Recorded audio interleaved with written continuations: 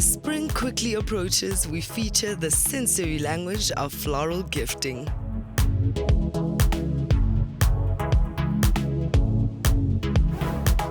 And highlight the alluring sounds from an international saxophonist.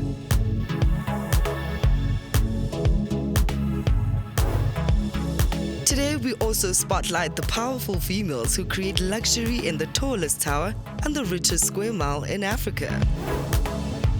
Content is king, right? We have the latest content creation space that will take your Instagram to the next level. Flowers are one of the most beautiful creations of the Almighty that makes a classic gifts for multiple occasions. We know that at some points you must have wondered, why give flowers to a woman? What is it about these colorful little buds that make them the most loved presents?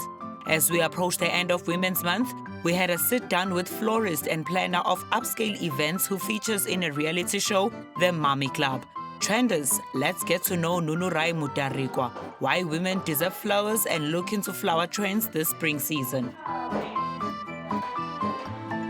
I've always loved hosting. I've always loved throwing surprise parties. So there was a season in my life where in my friendship group, we just hosting, throwing surprise parties.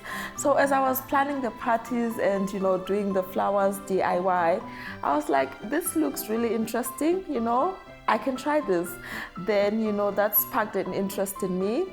Then I went to the SA School of Weddings to study how to be a florist and flowers and all of that. Then, that's how I became a florist, and, I just love flowers also. The relationship between women and flowers, it just goes down to women want to be appreciated, women want to be loved loudly. And flowers are just one of those things that, if someone gives you a flower, it's, a token of appreciation, a token of love. It's something, you can't eat a flower, it's not money, you can't go and buy something with it. It's just something that is like, I just thought of you and I'm going to give you this. It's just like a flower is a complete statement on its own, and knowing women and how we want, to be loved and to be appreciated, that's why I feel like there's this love relationship with women and flowers. Buying flowers is defined as a good thing, but is it an easy thing? I don't think so. Now, what type of flowers should you get for that special lady? I always go with the classic, and the classic is a red rose. You never go wrong with a red rose. But I'm also the type of person, because I'm in the flower industry and because I understand flowers so much, I also feel like I usually leave the red roses for February, for Valentine, maybe for an anniversary.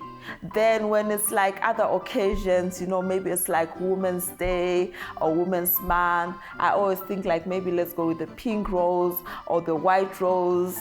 And sometimes a mixed bunch, I also love a mixed, bunch with like, a touch of lilies, tulips, just something to brighten up the bouquet. Everybody wants that luxury element. You want a bouquet that when you hold it, it's overwhelming, it's big, it's, it's covering your whole body. Yeah. In spring, and you're getting flowers, which flowers should you look into? For any celebration, what is going to be the trend in 2023? My eyes is on yellow. I'm seeing the yellows in spring really happening, and also the orange, but not just like the normal bright orange, also like a burnt orange. Yeah, so yellow, oranges, and pink has always been constant. Every spring I always feel like pink is always, So there's like roses, there's tulips, there's lilies, yellow bows, and also wax. It's just a different, it's like more of a garden feel. Like you bring different flowers together, then you have a feeling of like it's sort of a garden. We are wrapping up Women's Month. As the flowers of this nation, what message do you have for us? As women, we should have that element in our lives. When we go out there, we should be the wow factors in everything that we are doing. After all is said and done, remember that spring is all about flowers. May every nook of your home be filled with season's most stunning flower arrangements.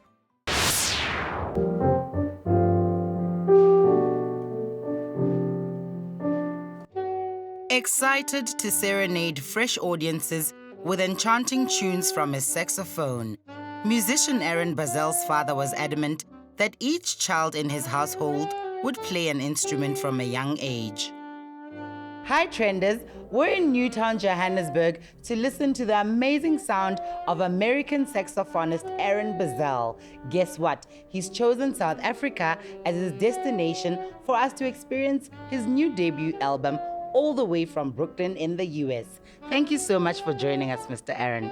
Thank you for having me. Where does your love for music stem from and how was it honed? I have to credit my parents for my love and appreciation of music because I grew up in a household where music was always played in the form of a variety of different genres. In honing my musicianship, I first started playing in 5th grade, and one day I just remember coming home and there was a saxophone, and I started playing it, and once I started getting formal instruction in middle school, I really took to it, and it just went on from there. The saxophone belongs to the woodwind family of instruments, and the sound is produced from putting air through this section, which is called a mouthpiece. And all sound is actually vibration, so the part that is vibrating for this is this wooden piece attached to the instrument, attached to the mouthpiece called the reed. The different pitches are changed by different fingering combinations, so the saxophone has several different keys that you can press and depress, and that is how the sound takes place. It's this passion for the saxophone that has him creating beautiful tunes. Titled Aesthetic, his new album reveals his notion that music is life.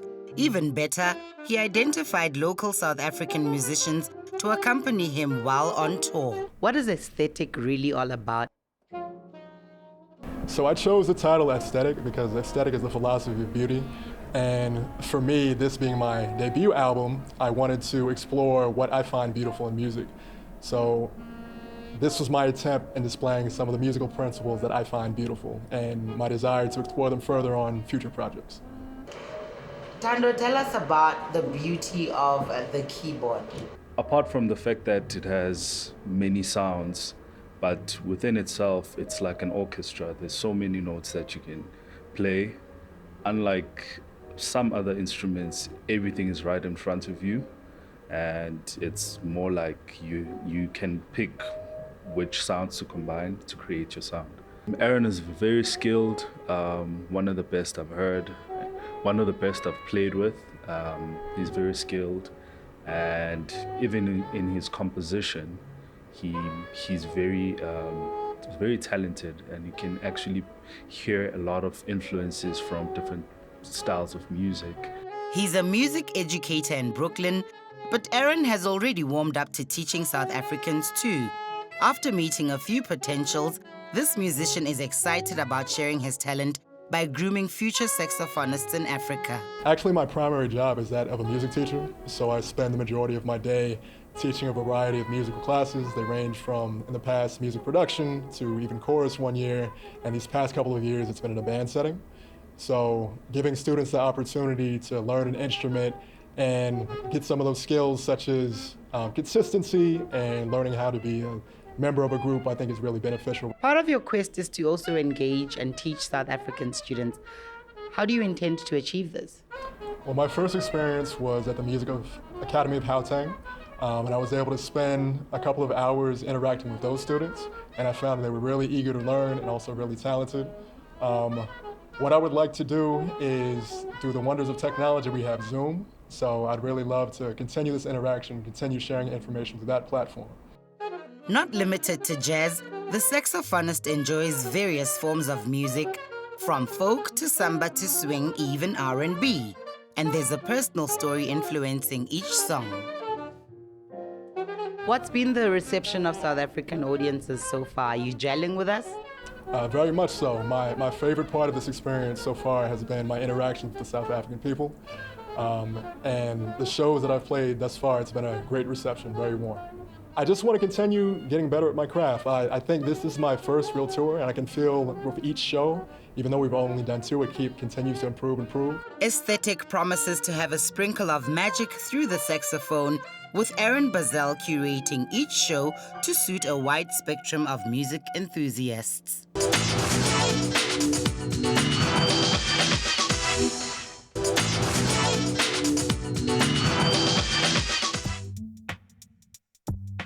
today we are doing it once again, exploring the beautiful city that is Johannesburg. One of the main buildings that you will see just as you drive into Sandton is of course the tallest building in Southern Africa, and that is of course the Leonardo. So we want to know what inspired this beautiful building.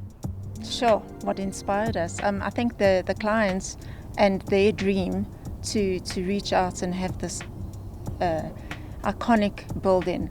The original building, the idea was not to be 55 floors. It was only supposed to be 40. And in actual fact, we originally designed a 32-story building. And then as the market started to take interest in the building, we got to 40. And then the sales started getting higher and more interest. And then we decided as a team with our clients, let's go higher. So we rezoned because our limit was 40 stories, and we rezoned to 55. And yeah, here we are today. It was actually built with a vision of actually being a hope, an icon of hope for the country. If you look at it, you can't really miss it. And I think the main message we wanted to get out is this building is built by a South African company. It's built by South Africans. It's created jobs in South Africa, and that's what this building is about. It is to show the world and to show our own country that there is hope, and that South Africa is an amazing destination to come to, and that we've got so much that we can show the world. The higher it goes, the more infrastructure they need to go into the building. As an architect, when you hear a client say, no, give us more, what goes into your mind? The tricky part of it was obviously structurally. We needed to understand that we could go higher. Our structural engineers gave us the go-ahead. They do always over-engineer things just to be on the safe side. So we also introduced lighter, we didn't use bricks. We used a normal masonry brick. We used a lightweight concrete brick so we could reduce the overall weight of the building. And also drywalling. So the higher we went, the lighter we needed to be, so we could withstand the additional floors and the additional weight. What happened within the decision making of it looking the way that it does right now? We didn't want to hide behind a glass box, these typical glass facades that a lot of towers have. And being a residential component, we also didn't want you to hide behind a glass box and you couldn't open a window. So that was us introducing a lot of balconies. And if you look at the facade, the balconies are recessed, so that also helps with shading factor. And you can open your sliding door in your kitchen, your lounge, your bathroom, and you can have open fresh ventilation, and you can step out and enjoy the view. As an architect, what is it with the fascination of towers? Well, I think in South Africa we haven't had that opportunity. The previous opportunity we know is the Carlton Centre, and when that was done in 1973, it was a completely international team. So no local architects or consultants were involved. What are these urban elements that come out of the space that you would say encapsulate South Africa and live so well within one of the busiest districts in South Africa? If you overlook Joburg, it is the city that has got the most wooded land in an urban space, and that's in the world from what I understand. So that's the first part of it. Johannesburg is the capital. It's the capital of not only South Africa, but probably Africa. It's where the biggest business tourism happens. It's the entry point into the leisure tourism of the country as well. It's just the perfect spot to have an urban building in this urban, wooded, beautiful city that we call Joburg. When designing the spaces specifically for the Leonardo, there were so many things that we had to take into account, and the one being keeping true to the architecture. So we wanted the architecture to tell its own story and not disguise or hide anything. The other thing was that each and every area is influenced by an artist and a specific artwork, and we wanted our interiors to read and reinforce that artwork and really bring that artwork to life. So the interiors were worked around all of those beautiful art pieces you see throughout the interior. And lastly, with this building being an icon in Johannesburg, we obviously had to bring Johannesburg's history into it, and that is its rich mining history, its beautiful vegetation, So we wanted those 3 areas to really represent our interiors. If you actually walk through the building, it's such a beautiful building, and you want the food to match. You don't want just plain, steak and mash. Some people prefer that, and I respect that, but like I said, you want to offer something else, and you should make sure that the food delivers on point. What would you say is that signature meal that you make that has built a name for you in this town? I would say currently on the menu, it's the lamb chops with the mealie tart. So, you won't find it anywhere else. So if people are willing, they must come and try it out. And I strongly believe in not staying on one dish all the time. I feel like as a chef, you must evolve yourself. I'm as strong in pastry as I am in the hot kitchen. So you must constantly evolve your menu. You must constantly, give people different offerings. So, Wow. Sounds amazing. Thank you so much for speaking to us on Trendz. It's a big pleasure.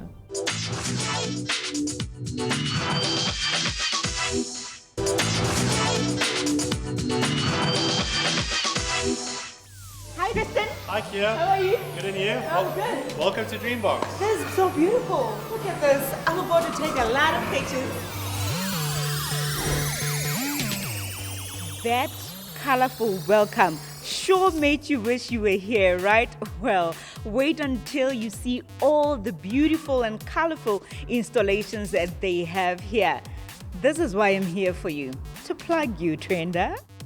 But now you can stop wishing, hey? Because Tristan here is about to tell you everything you need to know about this place and where to find it. So you just thought about boxes and Wonderland and you were like, I'm gonna do that.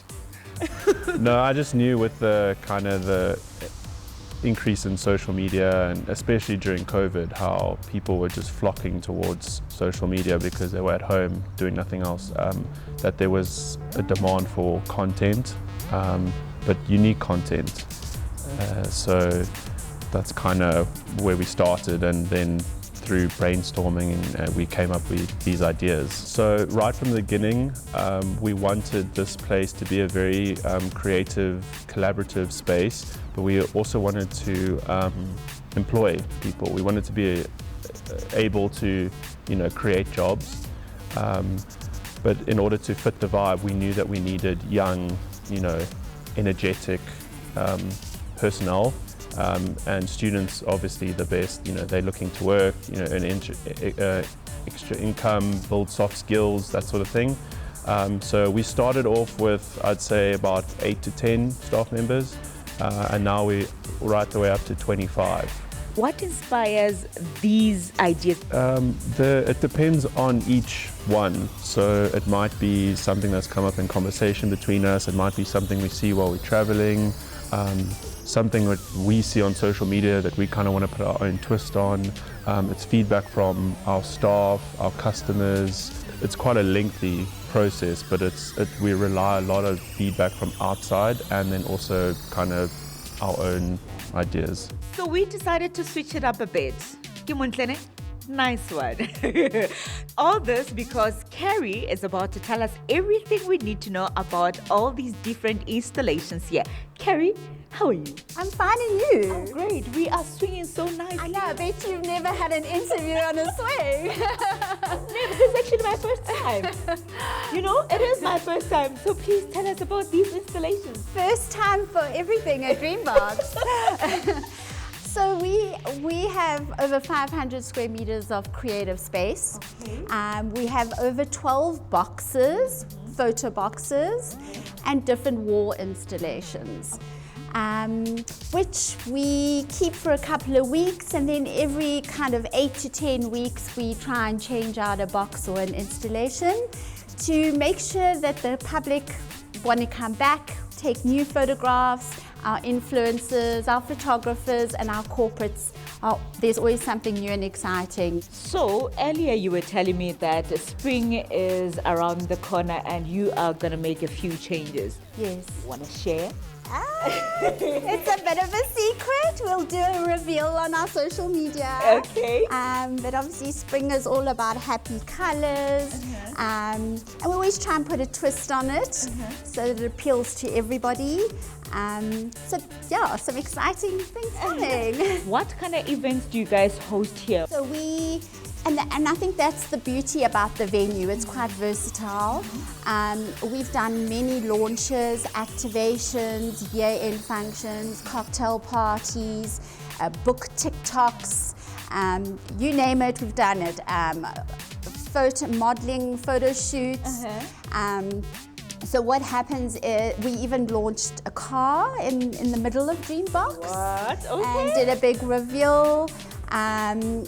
So anything can pretty much be done, and we work with the corporates and the PCOs where they come to us, they give us a brief. We either change out some of the boxes, but even with clever lighting at night, the whole space can be transformed. We've had clients from the UK who are here, someone who wants a specific box for a specific brand or a specific shoot. So we get a lot of inquiries like that, which makes our job a little difficult because we change up the boxes. You need to watch our social media pages because they do change, so we don't want you to be disappointed and their box is no longer here. We have started a DreamBox Go idea where a lot of the events, they can't always get their customers to us. So we actually create a customized photo box to go to your event. You heard it, Trenda. Whatever you wish, they will make them come true. And that's all we have for you today. Connect with us on social media for more lifestyle and leisure trending moments.